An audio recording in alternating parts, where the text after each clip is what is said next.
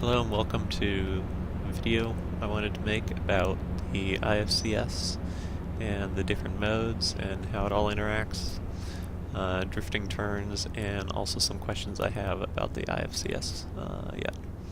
So, in this video, in general, when flying your ship, one of the most important indicators is both the total velocity indicator, which is the little marker that I'm circling around here, and the forward speed indicator. The forward speed indicator is this ladder on the left here, and you can tell it's forward speed because as I turn here in decoupled mode, the listed speed changes even though I don't have any change in the actual velocity of my ship.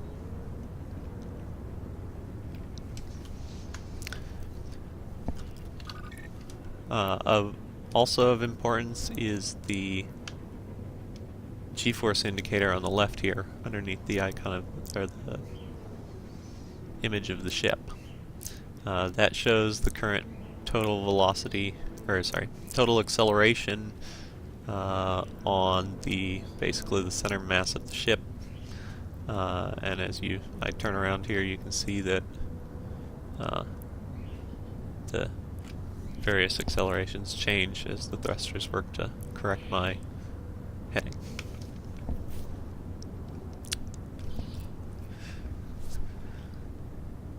So I wanted to start by showing some steady turns and how they basically work, and drifting turns. So a basic steady turn is a little bit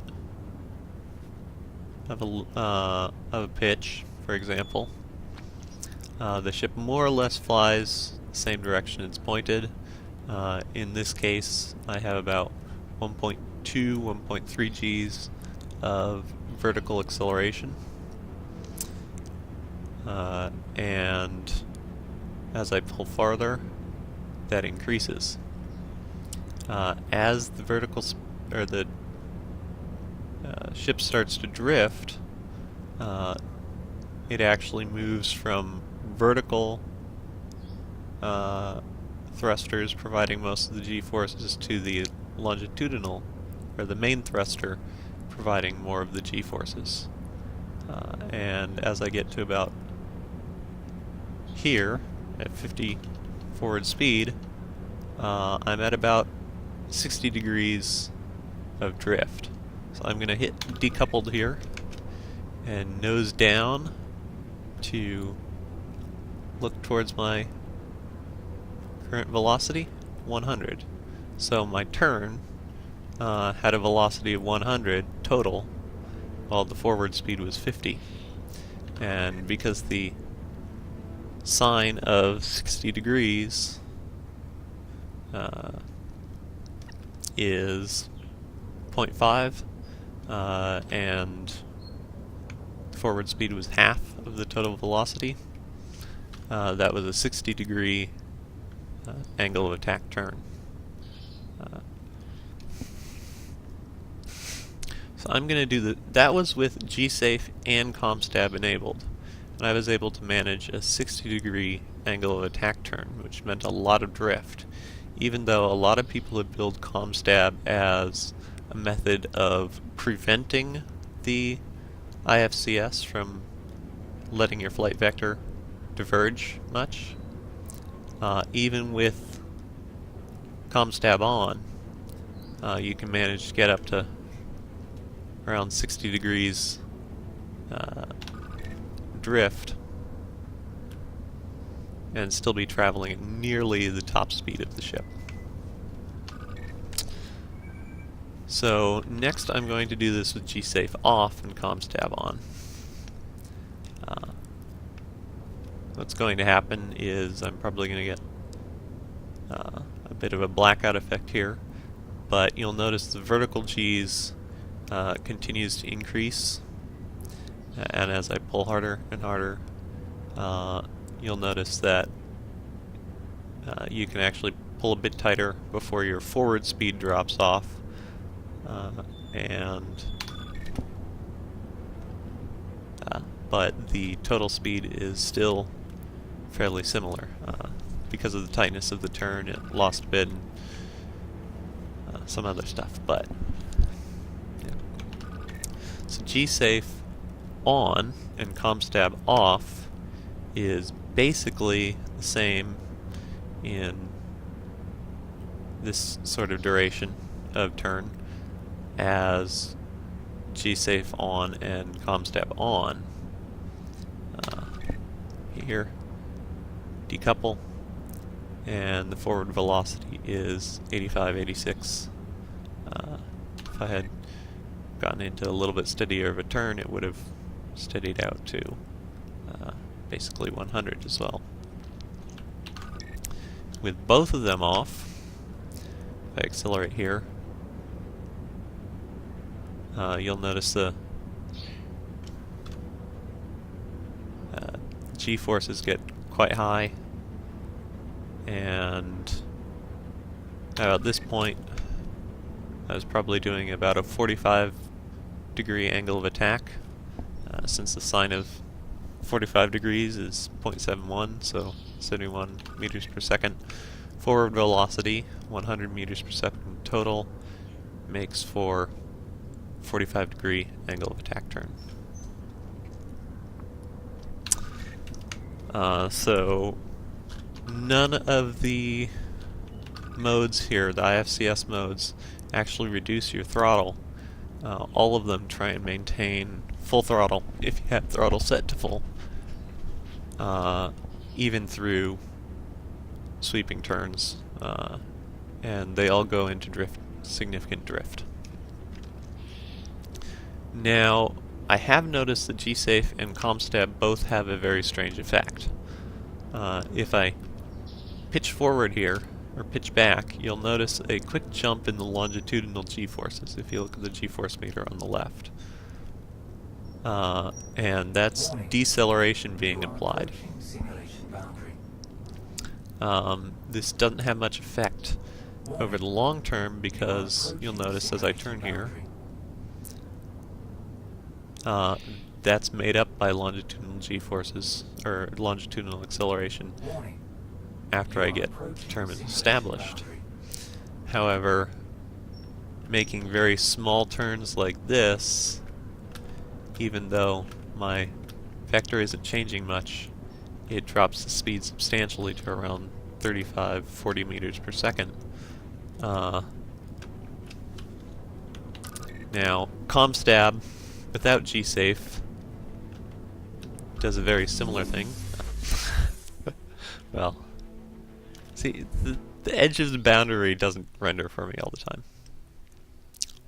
Stand by for reintegration. But basically, if I disable G-Safe here, now that I'm back in the center, and do the same thing, you'll notice the velocity is dropping again.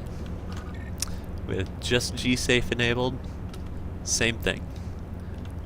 With G-Safe and ComStab disabled, you'll notice very little loss of velocity when doing the same maneuver. The other three modes all act pretty much the same way. I've noticed that in very extreme turns, I'm going to have full throttle here, all the way back on the stick. You'll notice the velocity matches out about 10 meters per second here, forward, and the G-force is only 1.4 and 1.5. With the G-forces balanced between the two, it's about a 45-degree turn, so the total velocity is only around 16 or 17 meters per second. Actually, I can hit decouple here and check that. Total velocity is around 13. So with G-Safe off, pretty much the same deal, except a little bit higher because the various G-forces can get higher, 2.4, 2.5 sort of thing. If I have G-Safe on with ComStab disabled, you'll notice it see here. Yeah. Just speed drops off basically to nothing. This still doesn't have any effect. Oh, that's because my throttle was wrong. It's pretty much the same as without G-Safe, or with ComStab enabled, and without, pretty much the same thing. If I disable both of them, however, watch the longitudinal thrust as I make this turn and the forward speed indicator. Pretty much the engine is working 100% of the time, and the ship is basically spinning around without being able to correct its velocity. If I establish the turn and then bring the throttle up,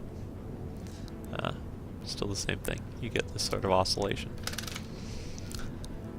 I've found that pretty much the limit, I'm going to have G-Safe on and ComStab off. The limit before you start losing total velocity. So at this point I'm around 100 meters per second. And as I pull it further and further here, the G-forces get to about 4 Gs at 43 meters per second forward, and the total velocity is around 94. I'll go ahead and do the math on that turn and find out how many degrees per second it is. But that's pretty much the limit before the G-Safe ComStab thing seems to lose total velocity. Because here pulling around there, 100 meters per second total velocity, but as I pull back here, you'll see the G-forces on the lateral or longitudinal drop off further and further, and if I decouple here, you'll notice that total speed is actually quite a bit lower. I think that's related to the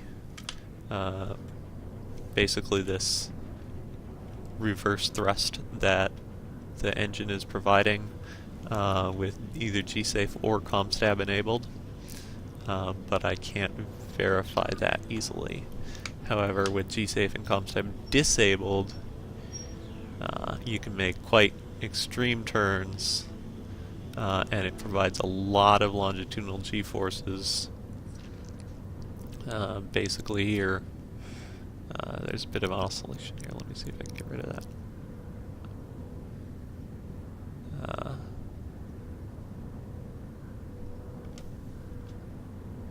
Yeah, not going to be easy, but I'm around 100 meters per second here, I think.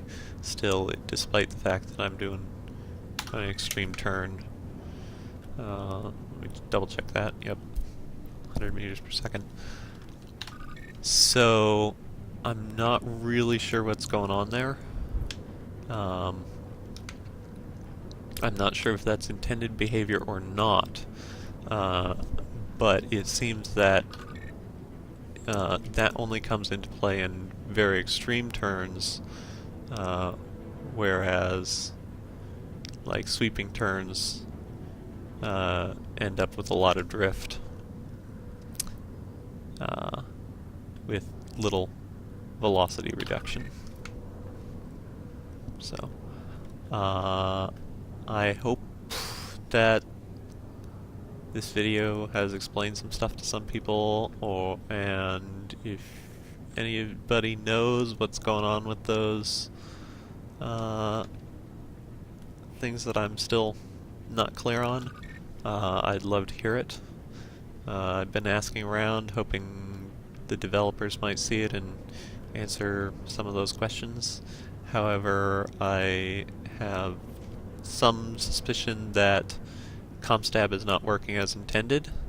I also have some suspicion that a lot of this has changed in whatever new version they're working on right now, and that potentially answering those questions may not be worth their time. So, I hope this help some people understand a little bit more about the IFCS.